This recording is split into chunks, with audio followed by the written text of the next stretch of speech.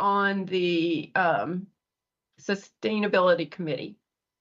And we've been told by the mayor's office that you can only serve on one committee, even though you're an exception to that. I don't know why.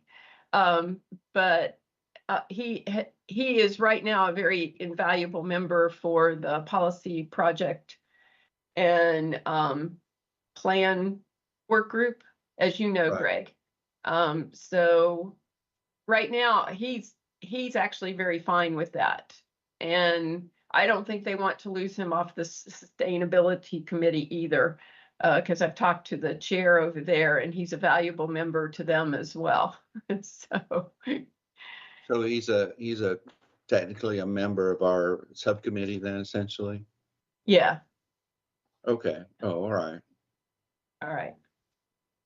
So noting that there is one correction at least to the minutes, and we'll check on another one. Can we get a move to approve with the addition of Mason being reflected as a attendee to the meeting? Motion to approve. Thank you. A second? Second. Michael? Second. All right. All in favor?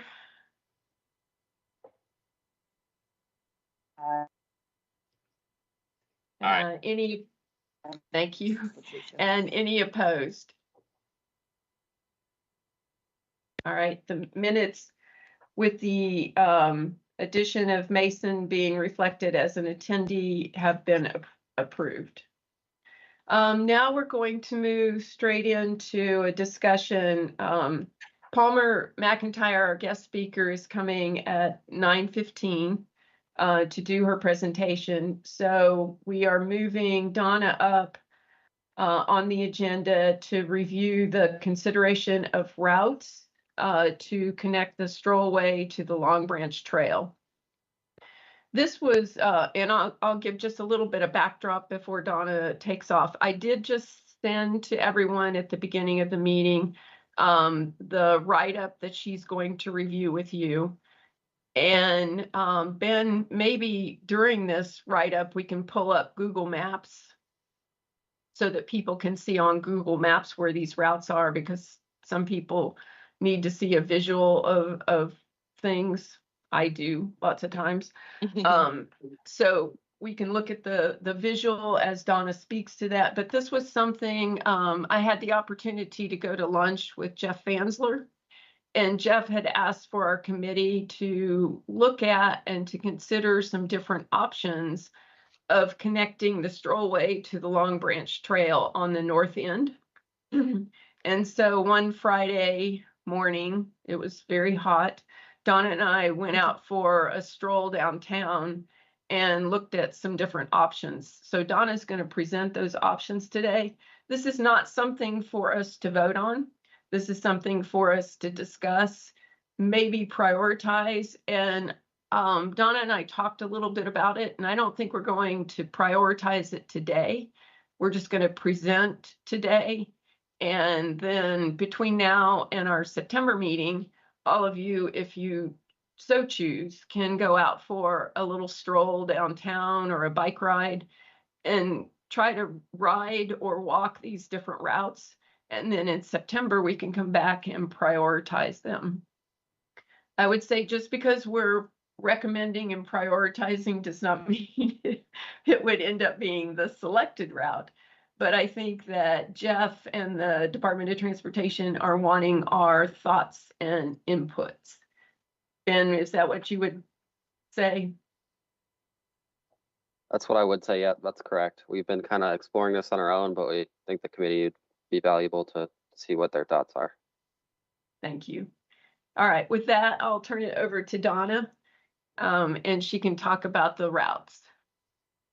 Good morning, everyone. Morning. Excuse me. Oh, I sent the wrong one. I'll send another one. All I sent was a map. So go ahead, Donna, and I'll get the other one prepped up to go. All right. And then do you have are you able to pull up Google Maps? Because I do think it's easier to see the routing. So this seems, as we're going through the options. Yeah, I can do that. Do you want me to do that right now? Yep, if you can do that now, that'd be perfect. Yep. Well, good morning, everyone. As Carol said, we had an opportunity to do a walk through downtown and looking at the options to connect the strollway to the Long Branch Trail. I'm a part of a local walking group. Actually, on Meetup, they have these walking groups, and we actually walk the downtown strollway periodically on Saturdays. So it was nice to be able to know that part of the walk and look at options to connect it to the Long Branch Trail. I'm using the word operative words are walk. So it would be wonderful if someone in our group or many people in our group would bike it. I've never biked the trail, and it may feel differently from biking than walking it. But just looking at the options that we looked at, we were looking at the ones that were proposed as well as some different options. Option one, and we'll go with that, is where we take the strollway and at First Street. And I don't know whether you can make that so you can see the streets a little more. All right. Yeah, it's kind of try a different layer here. Yeah. And hopefully all of you have the documents as well. So if you kind of need a visual and can think through it. But you take it at First Street, travel east, and go to North Patterson Avenue, about 4.5 blocks. And then turn left, which will be going north, to travel onto 3rd Street. Then you're just going to turn right, cross over the railroad tracks, and go over to Vogel Street. Then turn right at Vogel Street, and then you'll enter into Long Branch Trail at that area. Now, when we did that one, we thought that was a good commuter route, but also was the flattest of the options that that are available. And on the document that Carol sent, it gives some information about some pros and some cons in terms of that particular option. But for now, we just want to take a look at them, give you an opportunity to read the documents, and then come back and have a further discussion. Can everyone visualize that route? So Donna, that would kind of go behind the courthouse on that. I don't think the street name's showing up here. Now it's showing up. Yep. Yep, it goes behind those buildings. And that was something we identified as a con, because actually we were walking that particular trail. It felt a little uncomfortable going behind the building. And again, it would be great if someone bikes the trail, if you have an opportunity to do that, because it might feel differently. But from a walker's perspective, it felt a little uncomfortable traveling behind buildings. And thinking about tourists coming into our town or visitors, want to consider how they may feel in that particular space. Is the construction done behind those buildings? Because I know it's blocked off for a little while. I think it is. Yes. Yeah, because did not recall there being any construction at that Yeah, okay. time. That was part of the new courthouse construction that within the last year.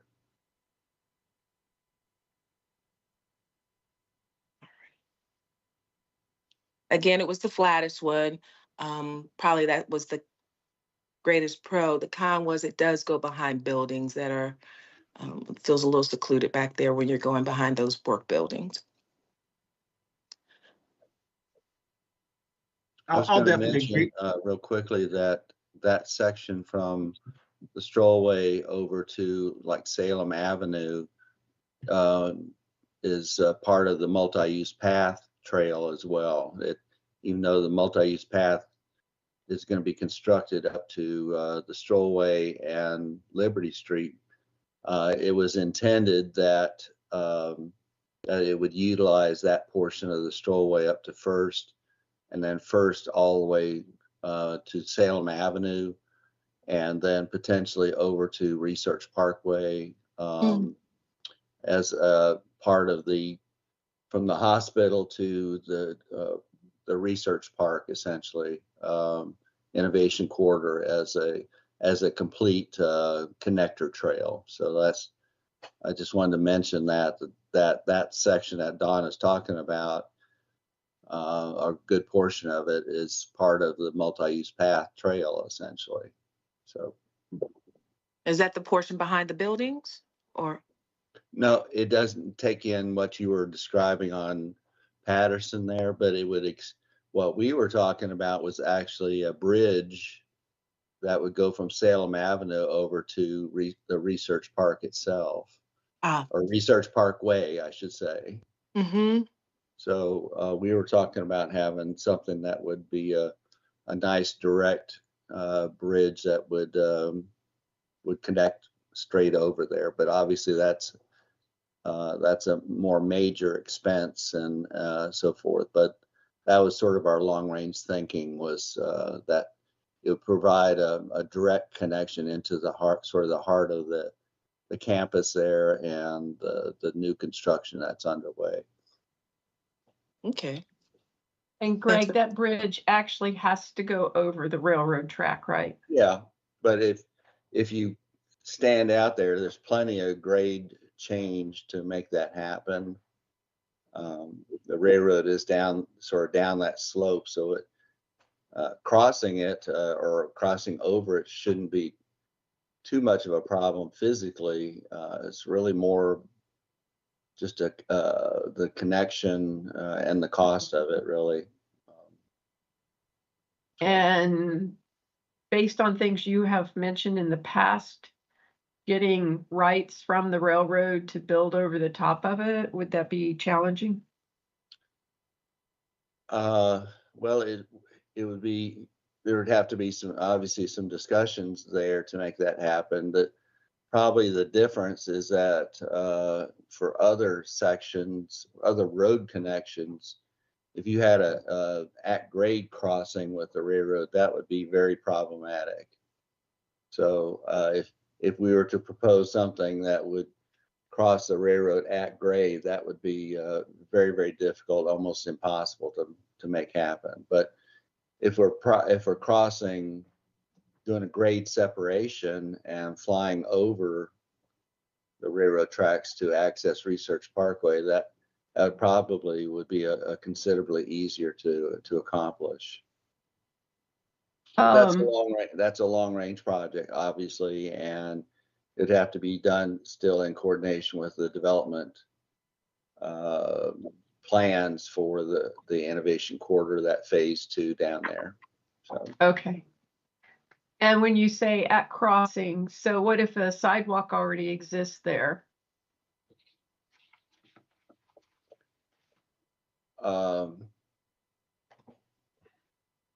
I'm not sure what you mean by that question. I'm sorry. So at 3rd Street,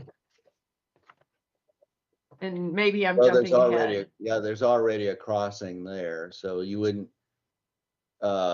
You'd just be utilizing existing pavement. There wouldn't have to be any new permissions for that. Okay. All right. Thank you. I'm talking about something brand new, like if you were to. Yeah. Yeah. Like what they're trying to. A separate grade crossing, at grade crossing with a trail. Okay. That essentially like a new road, essentially.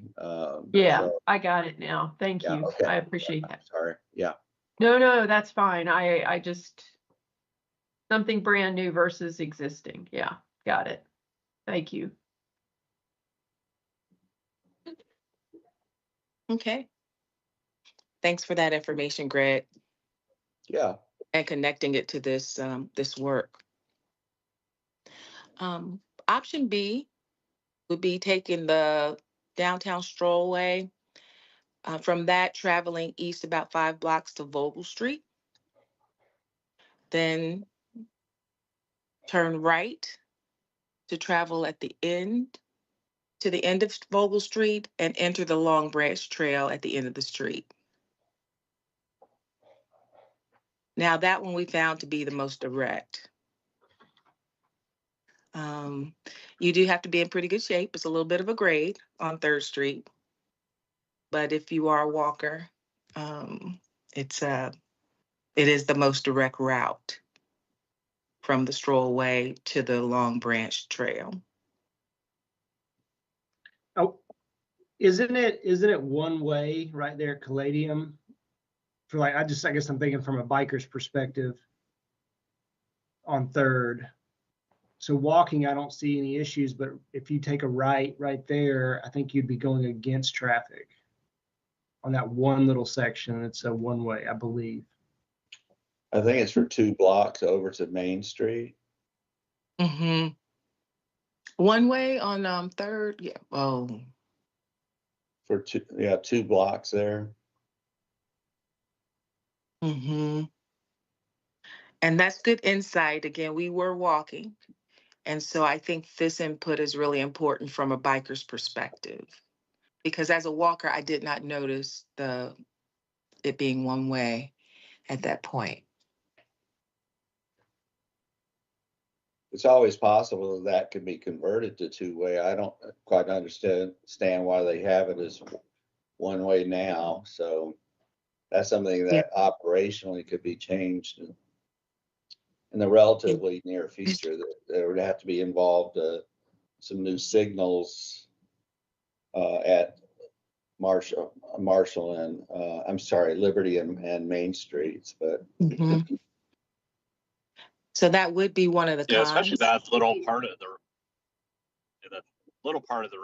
like in front of Caladium's, half 2-way and like half 1-way, essentially to get to the post office. Yeah, that town run lane is where it goes to 2-way. Mm-hmm. So that was one of the cons of that particular area. There is a portion that would need to be retrofitted. And that would be for bikers, for sure. I mean, maybe there would even be enough room in the road just to do a separated bike lane. I don't know if that's even would be advisable, but it could be, versus like jumping on the sidewalk or something. But I think the 1-ways wouldn't be too much of a challenge, because ideally we want to do like a 2-way separated cycle track. So I think they'd be pretty separated from traffic, and it wouldn't really be too much of a concern, but that'd be something that we take into consideration for sure, as existing traffic direction. I like hearing you say that, Ben. I think that would be a good plan to have a 2-way separated cycle track as part of whatever upgrade that we've got going to connect the two, because that way you're actually keeping it an MUP so that cyclists and walkers can travel together. Mm-hmm. So I like that you said that. As far as I know, we don't have any of that here in Winston too, so that could be a good opportunity to put something there highly visible in front of Caladium, and really just kind of maybe set a precedent to what we could have in other spots of the city. Yeah. Good point, Michael. Thanks. Before I move forward, I'll get to the last one, then I'll bring back a point. So then, any other thoughts about option B? I think that is the best route, personally. Mm-hmm. But yeah, obviously there's a little, especially with cyclists, there's a little bit of obstacles to consider. Yeah. The option C has an A and B. So from the downtown strollway, travel east on 3rd Street, and we'll go to North Main, and then turn left. Travel 2 blocks on 5th Street, and then turn right. Travel 3 blocks on Patterson Avenue, and at the corner of 5th and Patterson, You can travel north to 7th Street or south to Vogel Street. If you go north to 7th Street, then you'll turn right and onto 7th Street and then travel 1.5 blocks to the trailhead. And then if you travel south, then you'll enter the trailhead. Now, this one was the most indirect route. Both of them were indirect. They're scenic. And you don't have to, on these routes, you don't have to cross over any railroad tracks.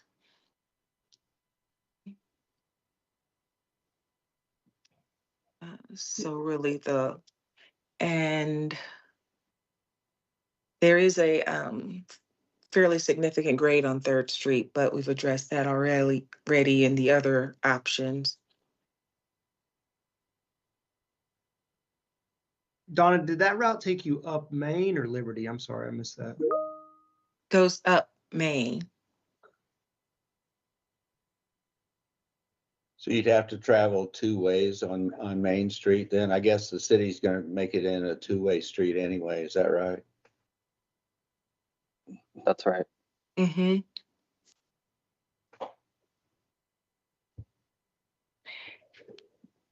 Michael, that's a good question. Mm-hmm. Should the recommendation be Liberty or should it be Main? Or, yeah, I don't think you'd want to separate it. You'd want to keep that MUP together the whole time. Isn't Liberty a one-way? Well, it doesn't It's matter. one- It matters. North, Both one are north. right now. So it would matter. Mhm. But Liberty might be a little bit wider than what Main is to provide the ability to do a 2-way cycle track through there. It's So flatter. it's flatter. Yeah, like Liberty, like Main goes down and then back up. Liberty's pretty flat. Okay. That one, maybe in the next month, we can take a look at that collectively and then come back and talk about it in September. Mhm. But that's a good point. That could be a better option than Maine. I think we thought Maine because it was possibly a little bit more scenic. You're going by Catherine's, so you can see some other sites. So Donna, this is John, a question. Was the idea we're gonna have this signage along this route? That would be a recommendation. There would need to be signage along the route for sure, or along the routes. I will say, in theory, going on Liberty would put you right by the transit center and promote, that last mile. Whether that'll be utilized for that, I'm not so sure. That's why I kind of say in theory it would seem better, but yeah, realistically, I don't know if those users are the same groups right now. No, that's a good point too. I like that thought, Michael. Thank you. Mm-hmm. Mm-hmm. And I will say that we had our veterans event yesterday, and I was one of the veterans that stays at Veterans Helping Veterans Hill out on Glen. He was talking about how he rides his bike all over the place, and I was just talking to him a little bit about his routes, and he was like, yeah, if I get too far away, I just jump on the bus and make it back home. So I guess that was the first time I'd heard somebody kind of utilizing, I know that people do utilize the bike racks on the bus, but he just unsolicitedly just told me that's kind of how he operates, and sounds like he does that pretty frequently. So I just thought that was good to hear. Thought I'd share it. Mm-hmm. Thank you.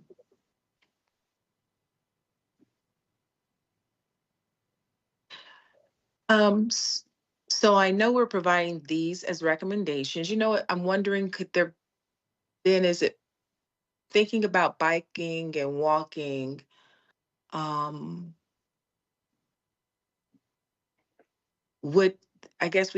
Is it possible for us to look at maybe there being 2 options that could be utilized?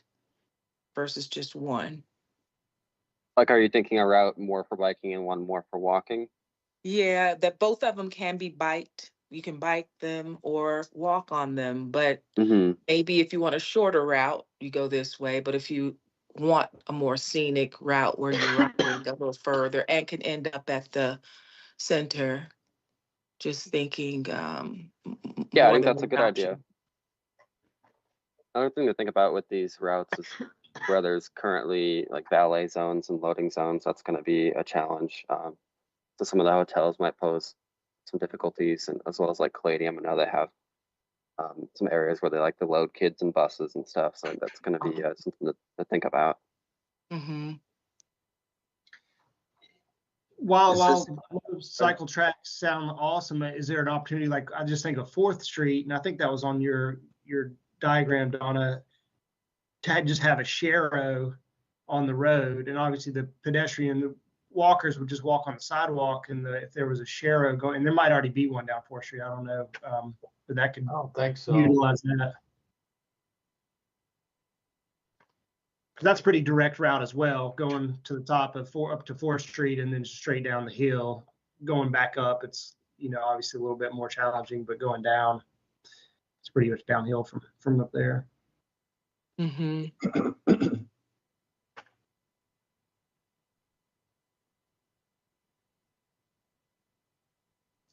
Oh, Any- just looking at this, I like the 3rd Street option. Are you referring to option B or C? Oh, well, that's the one where you go, I guess it's Township or whatever that is up there by the Commercial Park, then hang a right over. Okay. Yeah, The direct route, the most direct one, right? option B. Mm-hmm. Yeah, it's like, if, you know, somebody wants to go get on the Long Branch Trail, you know, they'll probably want the most direct route. Mm-hmm. Yeah, I have to confess, I was the most partial to that route. Just so I can get where I'm going.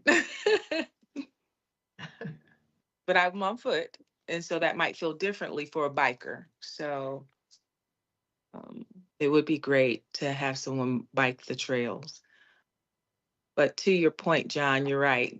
The goal is to connect the strollway to the Long Branch Trail, and how do we do that? Right. I have 2 questions. This is Greg.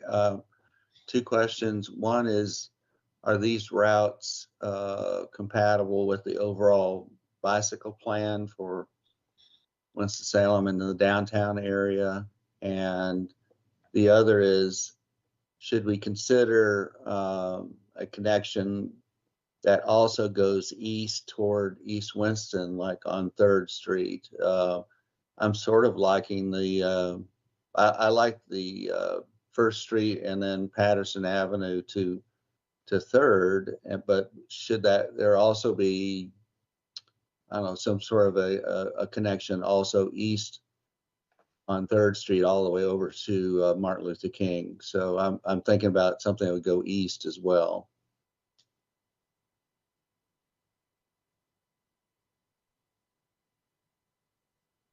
I know the assignment was from the strollway to Long Branch Trail, but I'm also just tossing it out as maybe we should consider, you know, another portion of that would be along 3rd Street that could make it an even longer connection, utilizing the multi-use path and the connection to the Long Branch Trail, is having a spur, if you will, going east over to East Winston. So I was going to say, Donna, you can speak to that a little bit, because you and I stood up there on the Long Branch Trail and you looked east. So share your comments that you made that day. Yeah, I looked over there because I attend church in East Winston, United Metropolitan, which is on the other side. And there is that multi-use community, that community that's going to be there, I thought about how simple it would be for them to use, I guess that research road to come over to access the trail, as well as they could get to the downtown strollway. But it visually from the, I believe we were on a bridge, or the top entrance of the Long Branch Trail. Is that where we were, Carol? Because it's been but visually it did look very feasible for people in that community to be able, because I was thinking about the ease of people being able to come into Winston to work and to play and to access those trails. So you can almost visualize it from that research parkway. If you're talking about further up Martin Luther King, if I'm not mistaken, isn't the extension of the Long Branch Trail going to go through Martin Luther King all the way up to 24th Street? 25th Street, yep. 25th Street. So Yep. I was kind of thinking that that trail is going to make the connection deeper into the community. I think when Greg was talking about MLK, I think he's talking about towards 3rd or 4th where it connects to MLK. That's Isn't correct. 3rd Street already a designated bike route? I mean, from Skyland Park over to downtown. Greg brought up a good point, and so do you, John. We probably do need to go back and look at what the prioritized routes are. There were some east-west connectors, but I don't remember which were designated. I'm not sure 3rd was actually one of those, to be honest with you, since it dead ends at the church, kind of at the west end, just beyond Caladium there. But it would be great for, as Donna had, she got very excited when we were standing on the Long Branch Trail Bridge, close to 3rd Street, and we're looking out, and she could see her church, and she could see the 3rd Street stretching across 52. Mm-hmm. So I really do think that that's a valid point. You know, should we recommend extending it beyond on 3rd Street, beyond the Long Branch Trail on out, kind of longer term? I just pulled out the bike map, and it shows it as a route from Skyland Park here up to all the way, I guess, west up to that church you're talking about. Okay. And also, And where's that park? Skyland Park, it's, gee, I can't read this. I think Ben's trying to find it for me. It's that old Greensboro Road, basically. Oh, that would be awesome. Well, that's the Brushy Fork Greenway as well. And that's the Brushy Right, Fork, right. yes. Yeah. So that would connect other greenways. Oh, I like this conversation. This is cool. Yeah. Yeah. Yeah, it's a route I've definitely thought about before, is 3rd Street, because we have a lot of north-south greenways, you know, with the Strollway, with Long Branch Trail. Yeah. Getting an east-west connection, especially in the downtown, would be, I think, really valuable. Mm-hmm. 3rd Street would be probably a good option too, because it's 4 lanes wide right now, and It is. Yeah. it really doesn't need to be probably 4 lanes wide. It could probably be easily a 2-lane road with bike lanes going in both directions on it. So Mm-hmm. or maybe parking on one side, but it really doesn't justify having 4 travel lanes along there by any means. Yeah. But it would probably be a good bike path, bike route, I should say, because it's relatively low volume of traffic on 3rd Street. And it does go all the way through past MLK down toward Fifth Street and Old Greensboro Road and the Brushy Fork Greenway as mentioned. I just toss that out as that if we're looking at a connection to a Long Branch Trail, we ought to just keep in mind that, you know, the possibility of connecting east as well. It's not just coming from Baptist Hospital over to downtown, which is really what the multi-use path was originally designed for, but we ought to, you know, make it flexible enough that we can tie into East Winston area as well. So that's the only reason I brought that up. I think that would be a fine addition. Yeah. Thanks for that information, because we were focused on the downtown strollway connecting to the Long Branch Trail.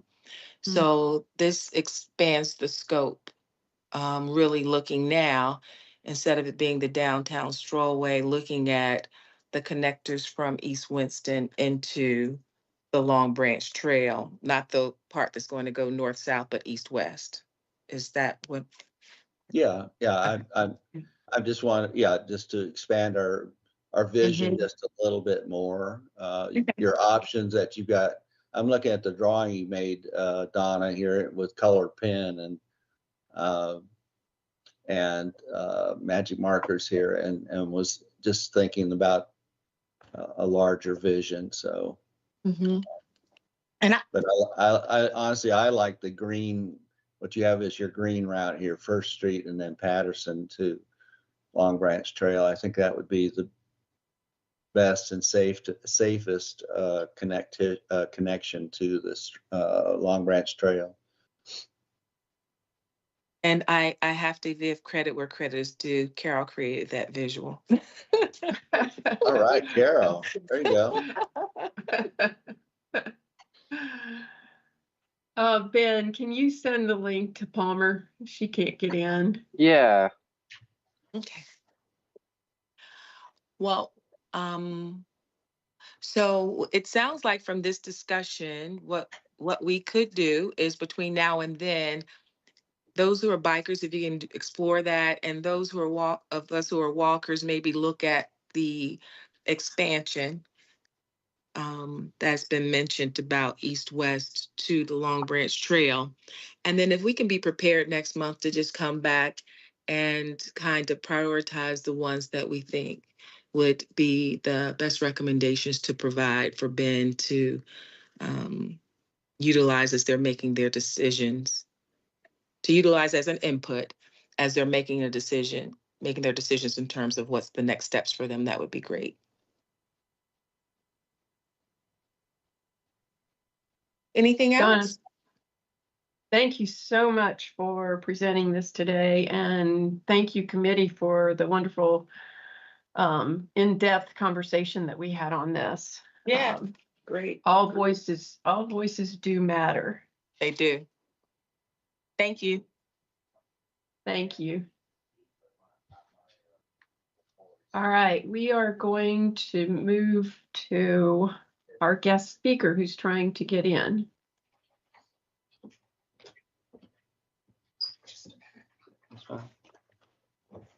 Let me know when she's in, Ben. I just sent her the link, so it should be shortly.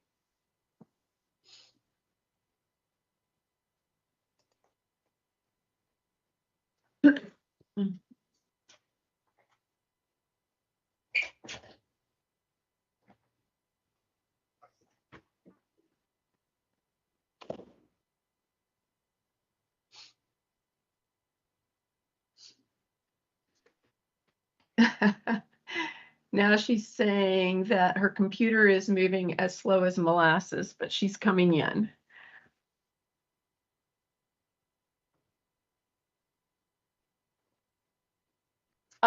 While Palmer is dialing in, at the end of her presentation today, we're going to talk a little bit about the Great Trails State Conference and hosting the walks and the walk, run, and bicycling on that Thursday evening. I was incorrect on the time, and I hope this doesn't mess anyone up, but I was thinking that we were starting maybe around 5, but I think we're going to be starting at 5:30 instead of 5. And I put 4:30 in the agenda just so that we have some cushion on showing up. But we'll talk about that at the end of Palmer's presentation. So Palmer has joined us. Welcome, Palmer. Thank you for, hi, thanks for joining our BPAM committee today. Palmer is a conservation planner with Piedmont, I always get it wrong, Piedmont Land Conservancy. Yep. She also is, I'll call her the creator of the Great Trails State. I know there were probably other people involved, but she has been the face of Great Trails State, which has been phenomenal in getting recognition for North Carolina and the wonderful trail network that we have built out and are continuing to build. But she is just a godsend to our state and to the Piedmont Triad area for the work that she and her organization have been doing. Accolades to her as well for bringing the walk over at Crossnor. I always forget the name of it. It's like Stewart something, but the Crossnor hike, if you have not done that, where you can feel like you're in the middle of nowhere in a state park in the middle of our downtown and be able to see the skyline from different spots around that trail are just phenomenal. And she's a big promoter of Winston-Salem and the work that we're doing here. I'm going to read just a little bit more about her. Growing up spending summers on the family farm in Ashe County, North Carolina, she fostered her love for nature. She first joined the Piedmont Land Conservancy in 1996 as the program manager and has held various positions since then, including executive director, board member, and now as part of the conservation planner. Palmer has a BA in comparative politics from Wesleyan University and a master's of regional planning from UNC Chapel Hill. Palmer and her husband have 3 children. She enjoys hiking, gardening, volunteering in school, serving as a Girl Scout leader, and spending time on their Ashe County farm, which is forever protected by a conservation easement. So Palmer, thank you so much for taking time from your busy schedule to be with us today and to share the work that you're doing. Well, thanks for having me. And I apologize, my camera is not functioning and I don't know why. It's like a Teams weird thing. So I'm so sorry that I'm not on camera. I don't like to present off camera like this, but anyway, sorry. It's the way of the world, but I appreciate that. Carol, you give me way too much credit. I'm just sort of doing things in the background for the coalition and it have been there since the beginning, but it's an interesting process. And when you asked me to speak today, I thought I would tell a little bit about the story of the coalition and the work we're doing at the state level, but then also talk about the Piedmont Legacy Trails regional level, and then talk about the conference that we're going to have in your backyard in September next month. It's like less than a month away. So yeah, I have some slides that I'll share if that's all right, and it's sort of my spiel of that I give about the Great Trail State. Can you all see this? Yes. Okay, cool. All right.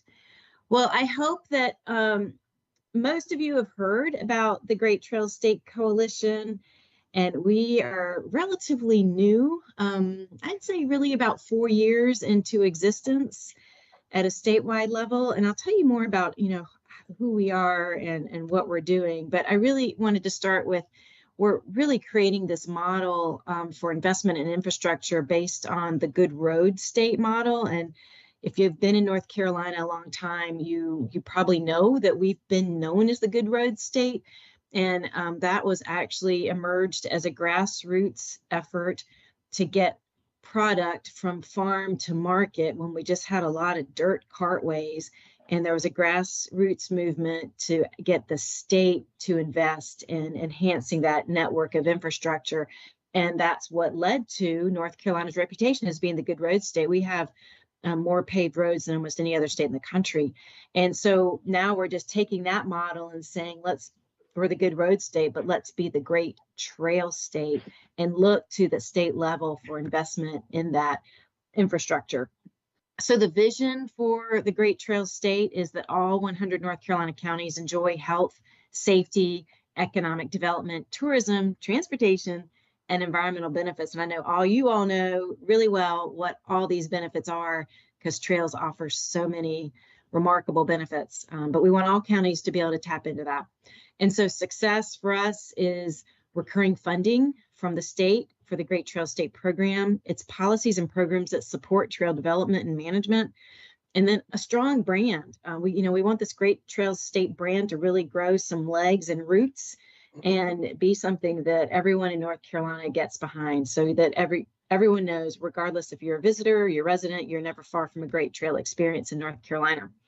Our membership has grown a lot. Like I said, we just started for about 4 years ago, mostly with nonprofits getting together and talking, and then a couple a particular industry partner with McAdams. But we now have, I think we're actually up to 105 nonprofit members, local government members, and industry partners.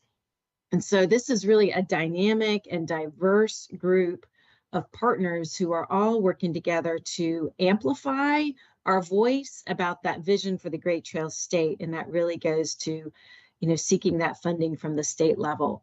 And our industry partners are super important because they're the ones who help support the lobbying efforts. You don't get anything done in Raleigh unless you hire lobbyists. So we learned that early.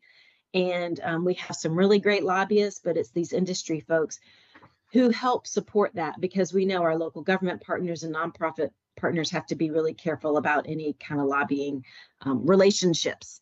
So we're grateful to these guys, and these guys do great work in our region and regions across the state.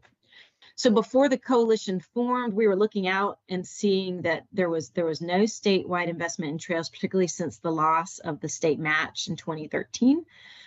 We also saw stakeholders were working in isolation, and that we're falling behind other states, because we could see other states making really significant investments in trails. New York had a $200 million investment in their Empire State Trail. Virginia just last year invested $100 million in some of their trails. Florida invested, they already did $25 million a year in their Sun Trails network. And then last year they allocated another $200 million. And I think all these states are recognizing that you can get 5 times your state investment and federal investment if you use those dollars as matching. And there's been unprecedented amount of federal dollars available in the past few years. So these states, and these are just 3 examples. There's many other example states out there that are investing big in trails.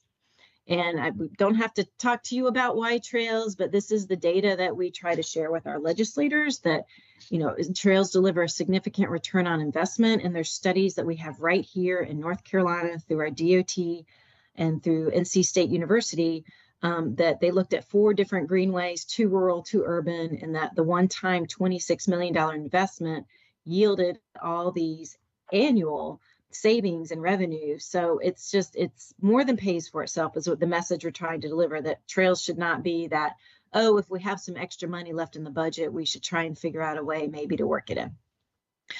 And outdoor recreation is a big industry in North Carolina. Our most recent numbers are 14.6, which is up from 11.8 the prior year. So we're just seeing that grow. In fact, Visit NC just released numbers this week that showed our visitation was up significantly in 2023. So, North Carolina continues to be a very attractive place for people to come and visit. And a lot of people come here because they love our outdoors. So the trail network and infrastructure is the backbone of that whole outdoor recreation economy. North Carolina DOT also completed the Great Trail State Plan. Many of y'all might have participated in those planning efforts. It was kicked off right before COVID and then kept going during COVID. So a lot of stuff moved to a virtual platform. But this is a statewide proposal for connecting all 100 counties with shared use pathways. And so it's a great blueprint or green print, however you want to call it, for just moving forward on connecting all of our counties. And you can see our region here I mean, the lines representing in Forsyth County aren't a surprise at all, but it's a way to connect the whole state. So this is significant because it's a state plan that really has some support. The coalition also runs or facilitates the cities, towns, and counties for trails working group. And it really is meant to be a peer group so different communities can share experiences and learn from each other to get more trail on the ground. So that's something we offer to anyone, not just members. And we have those meetings virtually, like approximately once a month or so, maybe every 6 weeks. And then just to share what our legislative success has been. Like I said, we really just formed in 2020. We went to the General Assembly for the first time in 2021, and we asked for two things. We asked for Year of the Trail designation for 2023 and got that unanimously. And then there was one no vote in the Senate, but the House was unanimous, and that never happens in North Carolina politics. So we were really excited about that. And then we asked for money for all trails, but what came back was $29.15 million, which is unprecedented. But these were for state trails, authorized state trails. And I'll show you in a minute what those state trails are. But we have a bunch in our region. We're very fortunate in that, but it doesn't mean that's for all trails. So that was a fund for state trails. In 2022, we got $2 million for DOT feasibility studies. And as y'all know, that any good trail needs a good plan. So that idea was develop the pipeline of projects so that quality projects could get on the ground. So we want to see that money to be replenished. So far, we haven't had luck. All this was one-time money. And then in 2023, we went back because we want to see money for all trails. The coalition represents all kinds of trails. And when I say the word trail, I should have said this up front, but it is natural surface and paved, also paddle. So all types of muscle-powered trails. And we got a $25 million Great Trail State program. It's a competitive grant program for all trail types and all trail phases, including maintenance, construction, planning. And it's one-time money though, but we're going to go back to the General Assembly in next year's long session and ask for that to be recurring. And we have some legislative support for that. So we'll see what happens. It's very, very difficult to get recurring money, but we'll be back. And then we got some more money for the Complete the Trails program, again, for those authorized state trails. And then this year, short session, we went in asking for a Great Trail State Day designation, which we got. So we've been successful every time we've gone. And this Great Trail State Day designation is the third Saturday in October, and it is a day just for North Carolina trails. And again, all this is about promoting the profile of trails for communities across the state. But like I said, our goal is recurring money because we know it takes money to build these trails. And these are the state trails. So these are the trails that got that funding in the 2021 cycle. And it does look like a lot of spaghetti lines. There's some counties that are completely left out of the state trail program. But, you know, we're lucky in our region that we have good representation. So we've got, you know, several paddle trails and some land trails, so including the Mountains of Sea Trail. But like it did say that one of the first things we did as a coalition was ask for designation. That was last year, and it was a really big, successful year as a campaign to really inspire people to get out and try trails, but also keep that, you know, this was a legislative strategy. I mean, it was a lot of fun, and it was about getting people outside, but it was also legislative in that we really wanted to demonstrate the importance of trails to elected leaders, again, to get to that investment goal. But we wanted to boost outdoor recreation tourism, just so elected leaders that trails cross a lot of different arenas.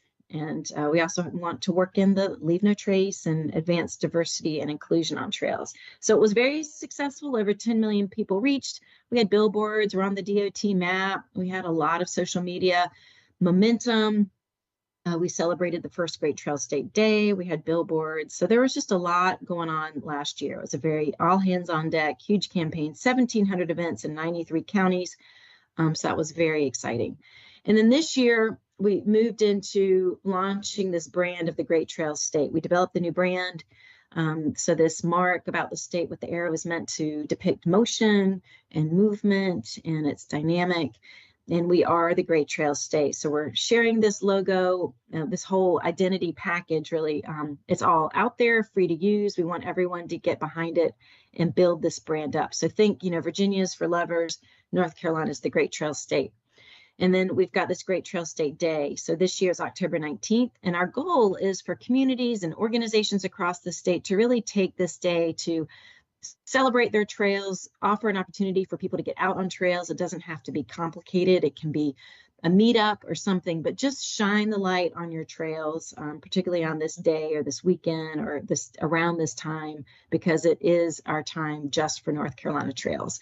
We rebranded our website, and it still continues to be a platform to share resources for the public, but also for partners. So our website has opportunities for the public to find a trail or find trail events across the state. There's a blog feature on it. We have a store, and then all the branding collateral is on the website as well. And then a link to the coalition. We've got some new billboards up right now. You might see them if you drive around the state. It's all, find your great trail. And here you are in the Great Trail State. So again, it's meant to be inspirational, engaging at the same time. And then Carol asked me to talk a little bit about what we're doing in this region. And about like in 2017 or so, Piedmont Land Conservancy and PTRC, so really, Jesse Day and I and a couple of volunteers launched this thing that we call Piedmont Legacy Trails. And it was really meant to be, and this is pre-coalition. So this is pre-Great Trail State Coalition. So we're looking at our region, our 12-county region here, and say, what can we do to really tie the region together with trails? And it's really about getting all the different partners to work together and talk together to make sure we're not working in silos, to make sure we're looking at opportunities for trail connections, and also to promote our region as a trails destination. So again, we want people to recognize that if you want a great trail experience, you don't have to go far. You don't have to go to the mountains. And that was going back to what I said about the coalition. You're never far from a great trail experience. So we really want to promote the trails in our region because we have a tremendous variety and network of trails already. Of course, we want more. But our platform is a website that's got a lot of resources for trail users and also resources for our partners. And so again, it's meant to be inspirational, and we are very active on social media. We really try and deliver a lot of engaging content on our social media. So this is, Instagram, we've got little video, we've got young people doing all this. So it's really great and engaging. We have a lot of followers, and there's just a lot of engagement that way. We've also are offering trail guides on our website. And again, another resource. So these are just 4 examples, like exploring nature's classroom. So educational hikes for young people, or riverside rambles, or trails near Asheboro, or the 16 most underrated trails in the region. So there's a lot of resources there for people to find something local. And then last year we published for the first time a Paddle the Piedmont guide.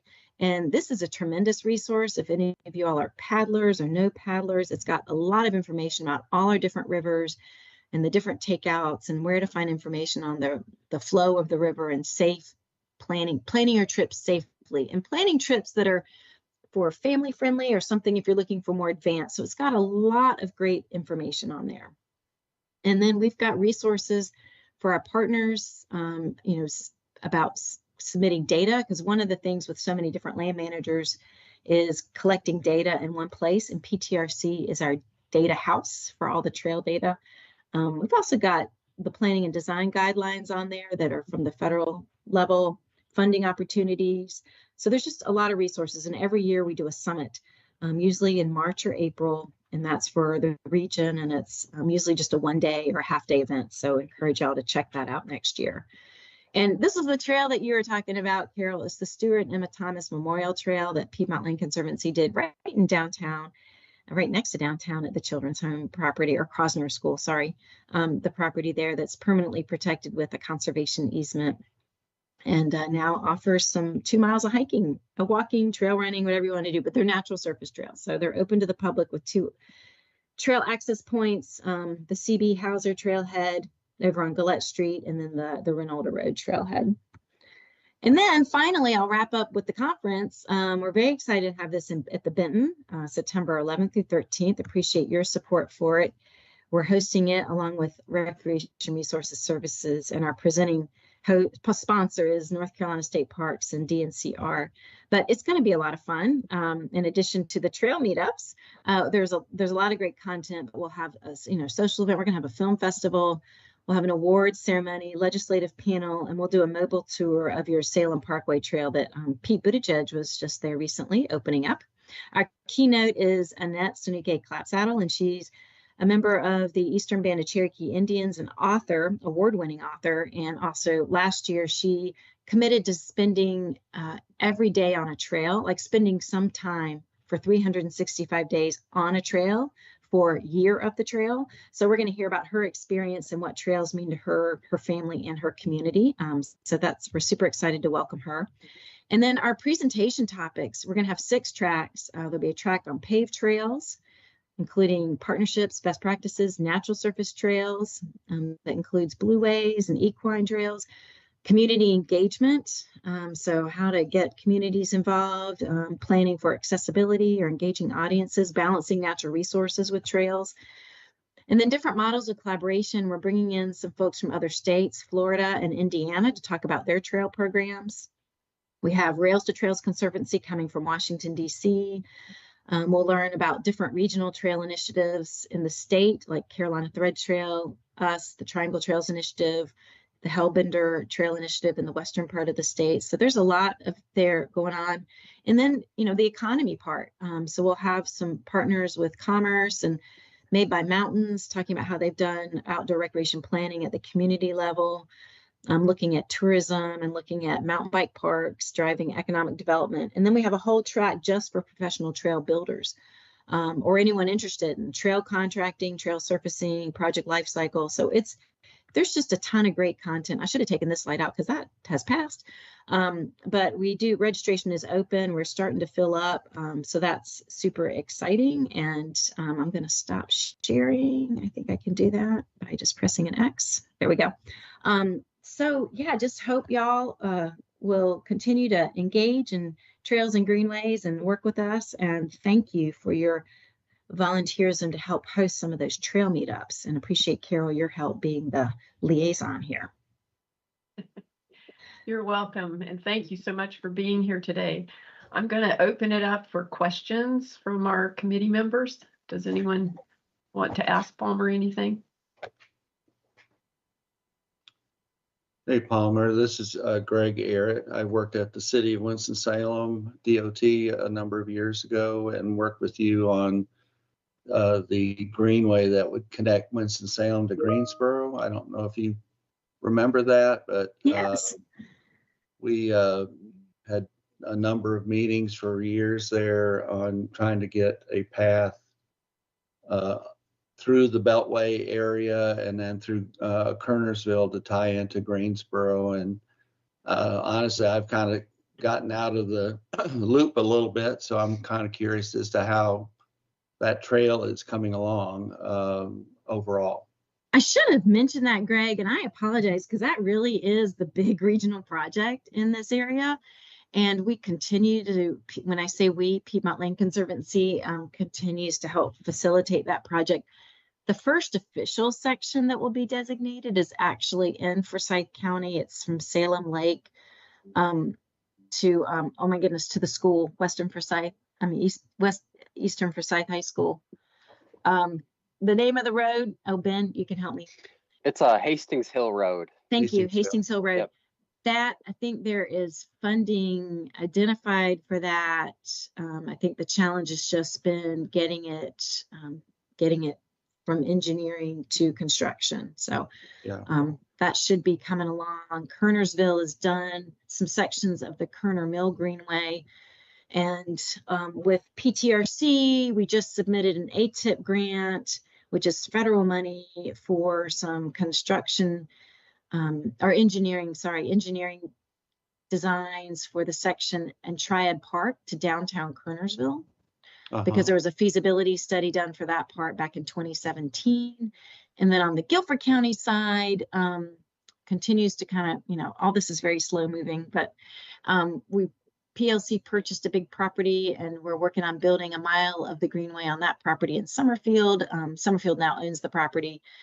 So that's Bandera Farms Park. It will be other things in addition to the Greenway, and then just trying to get at least a natural surface connection from Bandera Farms Park to 220, because there's a lot of city land there. So it's bits and pieces, and it's really slow. It's been since 2003, since the master plan first came out. So Greg, that's probably when you were participating in those meetings. And boy, it needs someone to wake up every day thinking about and working on that project to keep it moving. And that's been sort of hard to have committed to, but we're hoping to get there. It's going to be very challenging from Bandera Farms Park to Triad Park in Guilford County, because there's so many private landowners.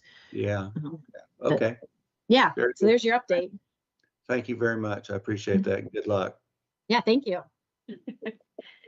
What, Greg? You don't want to take that one on? I'm retired now. Not too retired, but okay. Well, I still have my nose in the game, I guess, but I would love to take it on if I was about 20 years younger than I am now. So. All right. So Palmer, back to the Great Trails State Conference Day. Can you talk to us a little bit just to clarify what the expectations are for us leading those events that evening? Yeah. Okay. So, the conference ends at 5, like the sessions on Thursday end at 5. And, we want to offer people different kind of trail experiences. So a walk, a run, a bike, or a mountain bike. And we have no idea, we haven't really asked people to sign up and commit, but we can do that as we get closer if we want to know numbers or cap things. But so that was what want to offer that. So like an hour-long experience before they grab dinner, just to get outside after sitting inside all day. We'll hope for good weather. Who knows? Weather could derail everything on this, but that's what we're hoping for. So like 4 different options for people for those different kinds of experiences. And they would bring their own equipment, whatever they need, their running shoes, their bike, whatever, but just have someone who's kind of willing to guide them, since they may not be familiar with the area. And would the expected start time, since the conference ends at 5 that day, would the start time be around 5:30? I would say, yeah, that would give people time to like go change real quick and lace up their shoes and get their bikes out, whatever they're doing. Okay. Yeah. Would you want us to meet them at the convention center? I think that's the easiest thing to do. But if it's not, like say if there is a mountain bike option, I don't know if Jake is able to do it, but if there's something and they're meeting over at Salem Lake, say, they might want to just have a pinned address for meeting over there, because people will need to drive their bikes. That might be easier. But if everything else can leave, okay, I'll rephrase it.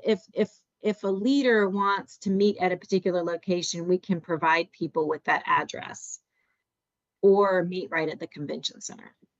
Okay. I would say for the bicycling, the running, and the walking, it's easy for us to start right there at the convention, I think. Okay. Yeah. Center. Easy for the attendees, and except for parking for us, that would be easy. Oh. And most of us know places where we can park, so Okay. that should not be an obstacle. Okay, so 1 hour long, starting around 5:30, but maybe be there as early as 5, just to gather people up. And would you want us to talk about history or the creation of the trail, perhaps, that we're walking them on, or anything like that? Or I think that'd be great. Don't want to burden you all too much with doing a lot of research, but to the extent that you can, I think people will be super interested, especially if you're, if you're walking, it's easier. If you're biking, maybe less, since people probably might just want to get on their bikes and go. But okay. But I think what's super interesting is, your Salem Parkways, those pedestrian connections across. If you get to those, that's all really interesting to people, because they might not do that. There will be a mobile tour on Friday on that project, but that will just be a small group of people that probably do that detailed tour. Okay. All right, wonderful. Committee, any questions for Palmer about leading these views of Winston? Oh, I that's had one. nice. Yeah. You mentioned, I think you mentioned that they would bring their own bikes so that we don't have to provide any. Is that right? Yes. Okay, that makes it easier. Yeah. Yeah. Don't worry about that. I know Michael and I had a side conversation about some bikes for the Friday tour, but that's totally separate from this. Oh, okay. All right. Palmer, I'll also say with the introduction of the Lime scooters, that might be a good opportunity for Friday as well. To tap Ooh. on that. Yeah, that's a great idea. I still need to talk to HDR about that, Michael. So I owe you a follow-up phone call, which hopefully I'll get to probably next week. I'll be able to follow up with you with some more information. No problem. Okay, thanks. Palmer, is your expectation that I reach out to Jake, or are you having conversations with Jake about the mountain biking? It doesn't matter. You want me to do it, Carol? I'm fine to do it. Yeah, that Yeah. would be great if you could. Sure. Okay. Okay, thank you. Yep. Thank you. All right. Anything else for Palmer or the walk, bicycle ride, run? Palmer, thank you so much for being here with us today. Well, thank you we for the really- opportunity. Yeah, we appreciate all the information that you shared, and maybe we can help as a committee to move that Piedmont Triad Trail along and connect into Winston-Salem Lake. We need to get that piece done. Yes, it is a challenge for sure. Yeah, so thank you. All right, let's see. I might step, is it okay for me to step away now? Yes, it is. Yeah, okay. Thank you. All right, well, thanks. Good luck to y'all. Thank you, Palmer. Take care. Thank you. All right, two more things, and then we'll adjourn.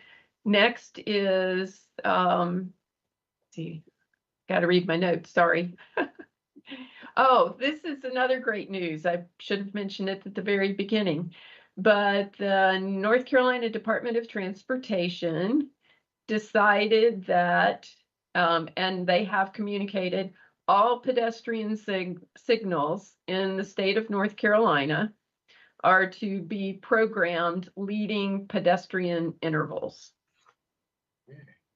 So that is fabulous news. This was an outcome of the North Carolina Highway Safety Plan that finalized in either in April or early May. And that was one of the first things that they pushed through as an outcome of that. I don't think it was the first time that it had ever been part of the plan, but it pushed over the finish line and that was communicated. So we look forward to seeing all of our signals in Winston-Salem be converted to LPIs in the near future. And as you heard, Palmer said that there is a Great State Trail Day, October 19th, and they're looking for as many communities as possible to participate in that day. I received an email that threw out some different ideas. I don't know if we as a committee want to try to do something for that. I know we don't really have a lot of time to discuss that today, but I wanted to put it out there on the table. I did, I kind of put a little feeler out to a few people. One of the things they had listed was a bike rodeo. And I know that we're not responsible for bike rodeos, but I think the police department is actively involved in bike rodeos, as well as Luli Beckles with the Northwest Safe Kids Coalition. So that might be something that we can partner with at some point in time. So I'll throw that out and maybe we can have a deeper conversation in September and make some plans to try to have something available as part part of one of the options that people can participate in for October 19th.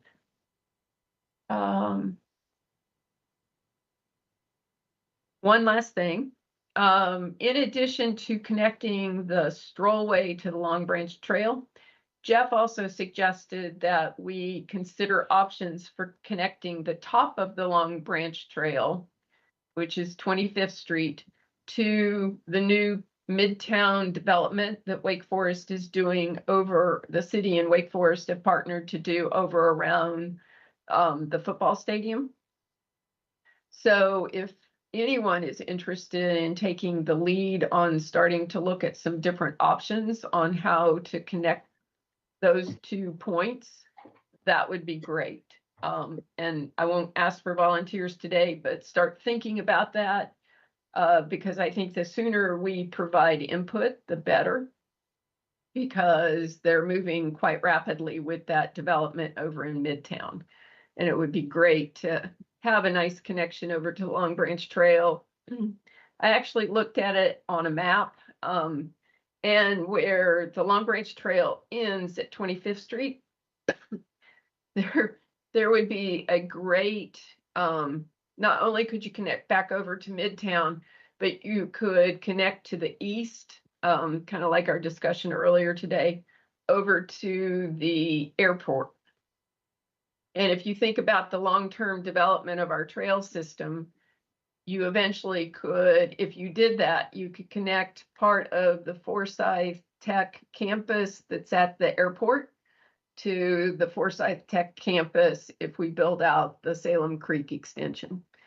So students could ride their bicycle from one point to the other on the trail, which would be fabulous. Anyway, just throwing it out there. If anyone's interested in starting to think about that or look at it, please raise your hand and give me a call, and I can look at it with you, or we can talk through it, think about it. But that is another request that Jeff put out there on the table. Carol, where is this Wake Forest thing at? What's the street intersection closest there? It would be It's Is it Reynolds right near the Boulevard. stadium? Shore Reynolds. Fair Drive, I think, would be probably. So if you would take 25th Street to Shore Fair Drive, and then up to where the football stadium is or thereabouts. Okay. Greg, is that about right? That's pretty close. Yeah, Reynolds Boulevard is fronts onto the campus there, the development site. And Shore Fair, you're right, Shore Fair and Reynolds Boulevard.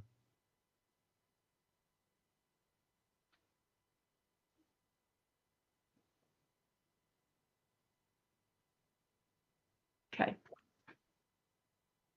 I'd be happy to Excellent. take a look at that, since I spent a lot of time out at the Oddfellows Cemetery, which is on Shore Fair. So I could take a little bit of time of examining that in a little bit more detail. Okay, Excuse me. that's excellent. Thank you. But I can give a little more information on that area. We're kind of considering hiring a consultant to study that area more thoroughly, what connections would be most feasible from 25th Street up to the Wake Forest Stadium area. And I think Beatty Street is kind of where the majority of development's going to kind of cluster for that area. So I think it will be something we take a deeper look at in the future. Okay. Thank you. All right. Topics from anyone else? Hearing none. Thank you for a very robust conversation today, y'all. And have a great month if I don't see you before our next meeting. We're having a committee meeting this Friday, right? Yes, we do. The policy plan and project committee, our work group, is meeting on Friday. Okay, that's still happening. All right. Oh, I guess I should move for adjournment. I always forget that. I think we could just go. I think we're good. Okay. All right. Thank you, Ben. Yep.